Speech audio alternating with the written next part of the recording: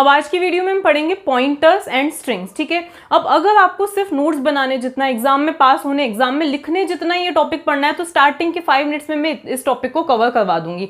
लेकिन मैं comment box में कुछ क्वेश्चंस आपको प्रोवाइड कर रही हूँ, अगर आप वो क्वेश्चंस कॉन्फिडेंटली नहीं कर पा रहे हो तो इसका मतलब आपको ये पूरा वीडियो देखना चाहिए। ठीक है, तो हम स्टार्ट करते हैं बिल्कुल सिंपल सी चीज से। देखो हम क्या पढ़ रहे हैं, पॉइंटर्स एंड स्ट्रिंग्स पढ़ रहे हैं। हमने नॉर्मल पॉइंटर्स देख लिए, इंटीजर पॉइंटर देख लिया, अरे पॉइंटर देख लिया है। अब हमें क्या देखना है कि हम किसी स्ट्रिंग का पॉइंटर किस तरह से डिक्लेयर कर सकते हैं। आज की वीडियो में बहुत सारी चीजें पढ़ेंगे कि स्ट्रिंग लिटरल का जो पॉइंटर है वो किस तरह से होता है, क्या डिफरेंस होता है नॉर्मल पॉइंटर और स्ट्रिंग लिटरल पॉइंटर में, ये सारी चीजें हम पढ़ने वाले हैं। ठीक है, तो स्टार्टिंग हम करते हैं। हमें पहले क्या चाहिए, एक स्ट्रिंग चाहिए। स्ट्रिंग को हम किस तरह से डिक्लेयर करते हैं हमें पता है, कैसे डिक्लेयर करते हैं। तो स्ट्रिंग क्या होता है, कैरेक्टर्स का कलेक्शन होती है, कैरेक्टर्स का क्या होती है, अरे होती है। ओके, तो हम सबसे पहले क्या लिखेंगे, कैर, और उसके बाद स्ट्रिंग का नाम सपोज मुझे क्या देना है, str देना है, तो मैंने str नाम दे दिया। उसके बाद मुझे यहाँ पे साइज, हम अब क्योंकि मैं इनिशियलाइज भी हैंड टू हैंड कर रही हूँ तो साइज प्रोवाइड करना जरूरी नहीं है। ठीक है, तो यहाँ पर मैंने क्या लिख दिया, ओनली ये ब्रेसेस लगाए, मतलब स्क्वायर ब्रैकेट लगाए। इसके बाद हमें जो भी स्ट्रिंग देनी है, जो भी स्ट्रिंग से हमें इसको इनिशियलाइज करना है, तो सपोज मुझे इसके अंदर क्या लिखना है, हेलो लिखना है।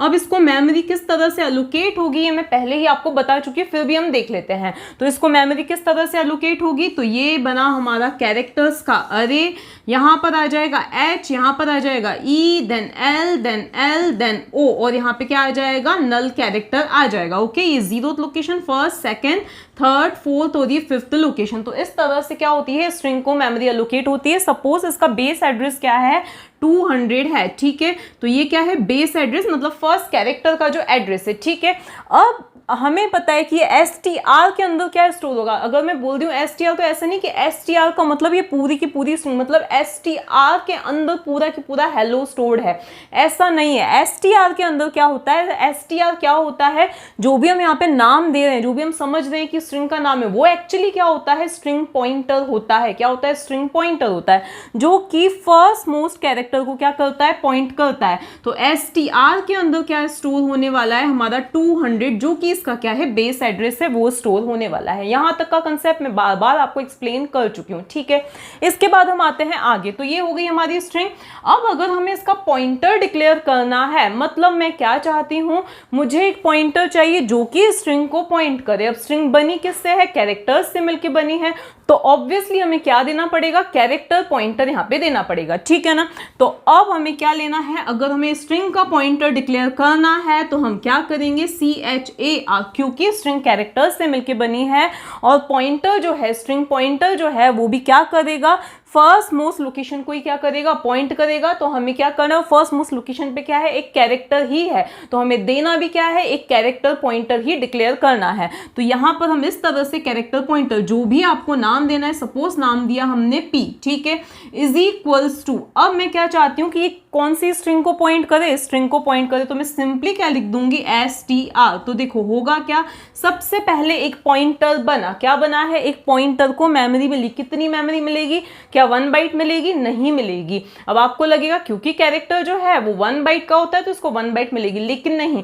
जितनी भी एक पॉइंटर को मेमोरी एलोकेट होती है, नॉर्मल पॉइंटर को, चाहे वो इंटीजर है, किसी भी पॉइंटर को मेमोरी एलोकेट होती है, उतनी ही इसको भी मेमोरी एलोकेट होगी, उतनी ही इसको मेमोरी मिलेगी। ठीक है, तो अब क्योंकि पॉइंटर को 8 बाइट्स मिलती हैं, तो इस p को भी कितनी बाइट्स मिलने वाली है, 8 बाइट्स ही मिलने वाली हैं। ठीक है, कितनी मेमोरी मिल रही है उसमें हम इंटरेस्टेड अभी नहीं है। ठीक है, इसके कंटेंट्स क्या होंगे, तो देखो str में क्या है, 200 है, तो वो 200 ही किसके अंदर आ जाएगा, इस p के अंदर आ जाएगा। ठीक है, तो ये तो सिंपल सी बात हुई कि ये हमारी हमने स्ट्रिंग ली और उसके बाद हमने क्या कर दिया है, स्ट्रिंग पॉइंटर डिक्लेयर कर दिया है। बात ये आती है कि हम इसको एक्सेस कैसे कर सकते हैं। तो स्ट्रिंग्स को जैसे एक्सेस कर सकते हैं, स्ट्रिंग्स को हम कैसे एक्सेस कर सकते हैं, तो मैंने अलग अलग वीडियोस बनाए हैं, रीडिंग स्ट्रिंग, राइटिंग स्ट्रिंग, मतलब आउटपुटिंग स्ट्रिंग, तो वो मेथड्स तो आपको देखने ही है। ठीक है, तो अगर हम प्रिंटफ स्टेटमेंट की हेल्प से किसी स्ट्रिंग को एक्सेस करना चाहते हैं तो हम क्या लिखते हैं, प्रिंटफ लिखते हैं। ठीक है, फॉर्मेट स्पेसिफायर हम कौन सा देते हैं, %s देते हैं स्ट्रिंग को एक्सेस करने के लिए। मैंने जब स्ट्रिंग को प्रिंट करवाने वाला वीडियो बनाया था तो उसमें मैंने 3-4 वेज बताए थे प्रिंट करने के, जिसमें हम एक एक कैरेक्टर करके भी स्ट्रिंग को प्रिंट कर सकते हैं। एक एक कैरेक्टर करके प्रिंट कर दे तो हमें %c लिखना होता है, तो वो वाला वीडियो आप सेपरेटली देख लीजिएगा। लेकिन पूरी स्ट्रिंग को हमें एक साथ प्रिंट करना है तो हम यहाँ पे क्या लिखेंगे, %s मतलब फॉर स्ट्रिंग, और उसके बाद हम क्या दे देते हैं, str दे देते हैं। अब अगर हम यहाँ पे str दे दें तो क्या पूरी की पूरी स्ट्रिंग जा रही है, नहीं, ऐसा नहीं हो रहा है। क्या जा रहा है, इसका str के अंदर क्या है 200, मतलब कि क्या है, हमारी स्ट्रिंग के फर्स्ट कैरेक्टर का एड्रेस यहां से जाता है। तो ये % क्या एक्सपेक्ट कर रहा है, एक पॉइंटर एक्सपेक्ट करता है। क्या एक्सपेक्ट करता है, एक पॉइंटर एक्सपेक्ट करता है। अब str के अंदर किसका एड्रेस है, किसको पॉइंट कर रहा है, इस फर्स्ट मोस्ट लोकेशन को पॉइंट कर रहा है, इसको पॉइंट कर रहा है। तो यहां से भी क्या जाएगा, ये वाला एड्रेस ही जाएगा। अब इसके बाद इंटरनली प्रिंट किस तरह से वर्क करता है, भाई यहां से लेके स्टार्ट होगा, इस एड्रेस से लेके स्टार्ट होगा, और जब तक नल कैरेक्टर नहीं मिल जाता है तब तक ये क्या करता है, प्रिंट करता है। ठीक है, तो नल कैरेक्टर कहाँ पे मिला, यहाँ पर मिला, तो यहाँ से लेकर यहाँ तक हेलो क्या हो जाएगा, प्रिंट हो जाएगा। ठीक है, अब अगर हम क्या चाहते हैं, पॉइंटर की हेल्प से स्ट्रिंग को प्रिंट करना चाहते हैं, तो अक्सर अगर आप वेबसाइट्स में देखोगे तो आपको ये कंफ्यूजन हो जाएगा कि नहीं, हम एक एक कैरेक्टर करके ही प्रिंट कर सकते हैं। हम ऐसे भी प्रिंट कर सकते हैं, एक एक कैरेक्टर करके भी प्रिंट कर सकते हैं, उसका भी कोड है। लेकिन हम एक साथ भी पूरी स्ट्रिंग को printf की हेल्प से प्रिंट कर सकते हैं। कैसे प्रिंट कर सकते हैं, तो यहाँ पर हम क्या लिखेंगे, printf लिखेंगे, इसके बाद %s लिखेंगे, और इसके बाद हम सिंपली क्या लिख देंगे, जो हमारे पॉइंटर का नाम है, जो कि क्या है, p है, वो लिख देंगे। अब आपको लगेगा भाई p तो पॉइंटर है, तो ये हम कैसे दे सकते हैं, तो आप ऊपर वाला यहाँ पे देख लीजिए स्टेटमेंट, यहाँ पर भी हमने क्या भेजा है, एक पॉइंटर ही भेजा है। तो ये %s जो फॉर्मेट स्पेसिफायर है वो क्या एक्सपेक्ट करता है, एक पॉइंटर ही एक्सपेक्ट करता है। तो यहाँ से हम p भेजेंगे, मतलब हम क्या भेज रहे हैं, 200 भेज रहे हैं। तो अब ये समझ जाएगा कि मुझे 200 से लेकर एक है जो प्रिंट करनी है, कब उसको जाके फिनिश करना है, कब तक प्रिंट करना है, जब तक नल कैरेक्टर नहीं मिल जाता है। ठीक है, तो हम इस तरह से पॉइंटर की हेल्प से भी पूरी स्ट्रिंग एक साथ प्रिंट कर सकते हैं। अब आप चाहे पुट्स का यूज करो या पुट्स का यूज करो, किसी का भी यूज करके आप प्रिंट कर सकते हो पूरी स्ट्रिंग एक साथ। ठीक है ना, तो ये हुआ कि हम कैसे प्रिंट कर सकते हैं। दूसरी अब बात ये आती है कि कहीं कहीं पे कंफ्यूजन यूजर्स को ये होता है, भाई p के अंदर तो क्या एक एड्रेस है, हमें क्या प्रिंट करनी है, वैल्यू प्रिंट करनी है, तो यहाँ पे क्यों ना *p लगा दिया जाए। तो इससे जो है आउटपुट आपका गलत आएगा, अनएक्सपेक्टेड आउटपुट आएगा, हो सकता है रन टाइम एरर भी आ जाए। ऐसा क्यों होगा, तो देखो मैंने क्या बताया कि ये क्या एक्सपेक्ट करता है, एक पॉइंटर एक्सपेक्ट करता है, लेकिन आप क्या दे रहे हो, *p, मतलब इस 200 एड्रेस पर रखी हुई वैल्यू जो कि h है, आप h भेज रहे हो एक %s मॉडिफायर में, तो यहाँ पे क्या आ जाएगी, एरर आ जाएगी। तो आपको इस तरह से जो है प्रिंट नहीं करवानी है स्ट्रिंग, सिंपली क्या करना है, ऐसे ही करना है। अब इस स्ट्रिंग पॉइंटर की ही हेल्प से आप बहुत सारे जो भी हैं आपके लेंथ फंक्शन या जो भी आप स्ट्रिंग पे यूज करते थे वो सारे फंक्शंस का यूज कर सकते हो, क्योंकि वो जो सारे फंक्शंस थे वो भी क्या एक्सपेक्ट कर रहे थे, स्ट्रिंग पॉइंटर ही एक्सपेक्ट कर रहे थे। वहां पे भी हम क्या भेज रहे थे, str, स्ट्रिंग का जैसे हम बोलते हैं नाम, वही तो भेज रहे थे, लेकिन हम नाम बोल रहे हैं उसको, लेकिन वो जो है स्ट्रिंग, पूरी स्ट्रिंग का नाम नहीं है, वो क्या है, एक स्ट्रिंग पॉइंटर है। तो आप जो लेंथ फंक्शन या जो भी फंक्शंस हैं वो इस पॉइंटर की हेल्प से भी क्या कर सकते हो, एक्सेस यूज कर सकते हो उन फंक्शंस को। ठीक है ना, अब हम आगे की चीज देखते हैं। अब यहाँ पे एक क्वेश्चन माइंड में ये आता है कि इन दोनों में डिफरेंस क्या है, तो बहुत सारे डिफरेंसेस है, वो अभी हम डिस्कस करेंगे। ठीक है, देखो अगर हमने यहाँ पे लिखा है str = hello लिखा है, ठीक है, अब बाद में अगर मेरा मूड चेंज होता है, बाद में मैं क्या चाहती हूँ कि मैं लिख दूँ str = कुछ भी लिख दिया ABC, तो इस तरह से अगर आप लिखते हो तो क्या आ जाएगी, एरर आ जाएगी। ठीक है ना, क्योंकि स्ट्रिंग को अगर आपने इस तरह से एक बार इनिशियलाइज कर दिया है तो आप उसकी वैल्यू बाद में चेंज नहीं कर सकते हो। लेकिन अगर आपने सिर्फ क्या किया है, किसी स्ट्रिंग को डिक्लेयर करके यहाँ पे छोड़ दिया है, ठीक है, किस तरह से डिक्लेयर करते हैं हम स्ट्रिंग को, कैर और फिर जो भी नाम देना है वो, और उसकी आपने साइज दे दी है 10। अब आप यूजर से स्ट्रिंग की वैल्यू ले रहे हो तो उस केस में कोई प्रॉब्लम नहीं है, वहां पे एरर नहीं आएगी। लेकिन इस तरह से आपने एक बार इनिशियलाइज कर दिया, फिर आप उसकी वैल्यू को क्या करना चाह रहे हो, चेंज करना चाह रहे हो, तो उस केस में क्या आ जाएगी, एरर आ जाएगी, ठीक है। लेकिन ये वाला जो काम है हम पॉइंटर की हेल्प से क्या कर सकते हैं, अचीव कर सकते हैं। सपोज आपने क्या दिया है, देखो ध्यान से देखना, आपने एक पॉइंटर डिक्लेयर किया है। सपोज आपने दिया है क्यू नाम का एक पॉइंटर दिया है, स्ट्रिंग पॉइंटर दिया, मतलब किसी कैरेक्टर को ही पॉइंट करेगा, ठीक है ना। तो अब देखो यहाँ पे आपने पॉइंटर दिया, अब इसके बाद में आपने लिख दिया q is equals to p. क्या लिख दिया है, q is equals to p. कोई प्रॉब्लम नहीं है भाई, जिसको p पॉइंट कर रहा है उसको भी q पॉइंट करने लग जाए, उसको ही q पॉइंट करने लग जाए, कोई प्रॉब्लम नहीं है। या अगर आपने कुछ और दिया है, सपोज आपने क्या दिया है, str2 दिया है। क्या दिया है आपने, str2, दूसरी स्ट्रिंग दी है, ठीक है। इसको भी आपने ऑन द स्पॉट इनिशियलाइज करके क्या दे दिया है, a b c दे दिया। ध्यान से देखना, ये आपकी पहली स्ट्रिंग है, ये आपकी दूसरी स्ट्रिंग है। str2 के अंदर क्या है, abc, मतलब str2 किसको पॉइंट कर रहा है, abc को पॉइंट कर रहा है। अब आप क्या करो, यहाँ पे q इज इक्वल्स टू क्या लिख दो, str2। इसका मतलब क्या है कि ये q भी किसको पॉइंट करने लग जाए, इसी को पॉइंट करने लग जाए।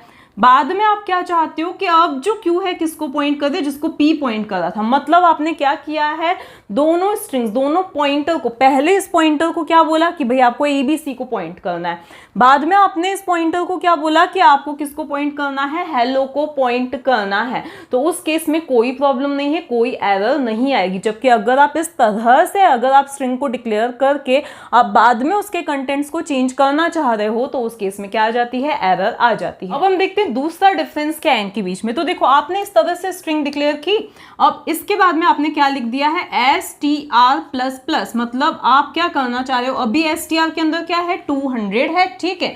आप क्या करना चाह रहे हो, उसको इंक्रीमेंट करना चाह रहे हो, तो यहाँ पे भी एरर आ जाएगी। क्योंकि जब आप कोई स्ट्रिंग को डिक्लेयर करते हो, मतलब ये एक तरह से क्या है, पॉइंटर है, ये क्या है, सॉरी क्या है, ये कांस्टेंट पॉइंटर है। क्या है, कांस्टेंट स्ट्रिंग पॉइंटर है, ठीक है ना। तो आप जो है इसके कंटेंट्स को इस तरह से चेंज नहीं कर रहे हो, कर सकते हो। आपने भले यहाँ पे कॉन्स्ट कीवर्ड का यूज नहीं लगाया, लेकिन इनबिल्ट ये डिसाइड हो जाता है कि ये जो है str क्या है। चाहे आप इंटीजर अरे भी ले रहे हो तो भी आप उसके कंटेंट्स को इस तरह से चेंज, इंक्रीमेंट नहीं कर सकते हो। इस चीज का आप ध्यान रखना, ठीक है। तो अब ये चीज तो कैंसिल, ये आप नहीं कर सकते हो, यहाँ पे क्या आ जाएगी, एरर आ जाएगी। लेकिन आपने क्या दिया है, एक पॉइंटर को अगर आप इंक्रीमेंट करना चाहो, p++ अगर आप करना चाहते हो, तो उस केस में कोई एरर नहीं आएगी। p अभी किसको पॉइंट कर रहा था, 200 को पॉइंट कर रहा था। अब बाद में इस स्टेटमेंट के बाद में p किसको जाके पॉइंट करेगा, 201 को जाके क्या पॉइंट करेगा, पॉइंट करेगा। मतलब अब ये p किसको पॉइंट कर रहा है, इसको पॉइंट कर रहा है। अब जब आप प्रिंटफ स्टेटमेंट का यूज करके इसको प्रिंट करवाना चाहोगे, किसको, स्ट्रिंग को प्रिंट करवाना चाहोगे पॉइंटर की हेल्प से, तो अब आपका जो आउटपुट आएगा वो कहां से स्टार्ट होगा, e से स्टार्ट होगा। तो आपके आउटपुट में क्या आएगा, लो आएगा, ओनली क्या आएगा, लो आएगा। क्यों, क्योंकि आपका आउटपुट कहां से स्टार्ट हो रहा है, 201, इस लोकेशन से आपका जो आउटपुट है वो क्या हो रहा है, प्रिंट होना क्या हो रहा है, स्टार्ट हो रहा है। इस बात का आप ध्यान रखना, ठीक है ना। अब एक और इंपॉर्टेंट चीज, सपोज आपने क्या लिखा है, यहाँ पे स्ट्रिंग डिक्लेयर की, ठीक है। उसके बाद आपने लिखा है str की फर्स्ट लोकेशन के कंटेंट्स को आप चेंज करना चाहते हो कुछ इस तरह से। आप क्या चाहते हो कि str के फर्स्ट लोकेशन के कंटेंट्स क्या हो जाए, a हो जाए, ठीक है। तो str मतलब 200। अब जब आपने लिखा, देखो मैंने आपको अरे एंड पॉइंटर्स बताया था, तब आपको क्लियरली स्पेसिफाई बता दिया था कि जब आप इस तरह से कुछ लिखते हो, भाई a की फर्स्ट लोकेशन, इसका मतलब क्या है कि अरे इसके अंदर जो कुछ भी है 200, उसके बाद हम क्या करना चाहते हैं, एक लोकेशन को प्लस करना चाह रहे हैं। क्या प्लस करना चाह रहे हैं, एक लोकेशन को ऐड करना चाह रहे हैं, एक लोकेशन आगे बढ़ना चाह रहे हैं, ठीक है। तो ये चीज जो है इसी के इक्विवेलेंट है। हम क्या करना चाह रहे हैं, एक लोकेशन आगे जाना चाह रहे हैं। तो इस 200 के बाद जब हम एक लोकेशन आगे जाएंगे, मतलब हम कहाँ आ जाएंगे, यहाँ पे आ जाएंगे। और यहाँ पे हम क्या बोल रहे हैं कि इसकी फर्स्ट लोकेशन के कंटेंट्स क्या हो जाए, ए हो जाए। क्या हो जाए, ए हो जाए, ओके। हम ऐसा कुछ चाह रहे हैं। ये मैंने आपको अरे एंड पॉइंटर्स वाले वीडियो में बता दिया था कि जब हम लिख रहे हैं a की ith लोकेशन, जब इसका मतलब क्या है, वैल्यू एट a+i। ये चीज मैंने पहले ही अच्छी तरह से बता दी थी कि ये दोनों स्टेटमेंट क्या होते हैं, इक्विवेलेंट होते हैं। तो यहाँ पे भी हम क्या बोलना चाह रहे हैं कि जो फर्स्ट लोकेशन है उसके कंटेंट्स क्या हो जाने चाहिए, ये हो जाने चाहिए। तो ये इजीली हो सकता है। यही चीज हम जो पॉइंटर लिया था, जैसे हमने पॉइंटर क्या लिया था, कैर पॉइंटर लिया था, उसके अंदर क्या डाल दिया था, str। तो यही चीज हम पॉइंटर की हेल्प से भी अचीव कर सकते हैं। कैसे अचीव कर सकते हैं, मैंने अगर लिखा p की फर्स्ट लोकेशन पर वापस से क्या आ जाए, e आ जाए, तो कोई प्रॉब्लम नहीं है, यहाँ पे एरर नहीं आएगी। अब ये मत सोचना भाई पॉइंटर के साथ में हम ये सबस्क्रिप्ट जो है, ये स्क्वायर ब्रैकेट हम कैसे यूज कर सकते हैं, तो ये सब मैं आपको अच्छी तरह से एक्सप्लेन कर चुकी हूँ कि हम कितने वेज में अरे को एक्सेस कर सकते हैं यूजिंग पॉइंटर। ये सब मैं अच्छी तरह से आपको बता चुकी हूँ। ओके, तो हम इस तरह से भी कर सकते हैं। लेकिन अगर हमने क्या लिया है, एक पॉइंटर लिया है कुछ इस तरह से, सपोज मैंने क्यू नाम का पॉइंटर लिया है, उसके अंदर क्या असाइन कर दिया है, ABCD इस तरह से असाइन कर दिया है। ठीक है, तो अब क्या होगा, तो अब ये जो है क्या है, स्ट्रिंग लिटरल है। हम ऐसे नहीं बोल सकते ये अरे ऑफ कैरेक्टर है। ये जो थी एक तरह से अरे ऑफ कैरेक्टर ही थी, ये भी दोनों है स्ट्रिंग, लेकिन ये जो चीज है ये क्या है, स्ट्रिंग लिटरल है। उसको स्टैक पर मेमोरी नहीं मिलती है, कहीं और मिलती है, कुछ स्पेसिफाइड नहीं कि उसको कहां पर मेमोरी मिल रही है। तो अब इसमें और इसमें थोड़ा सा डिफरेंस है, इसमें और इस तरह के डिक्लेरेशन में थोड़ा सा क्या है, डिफरेंस है।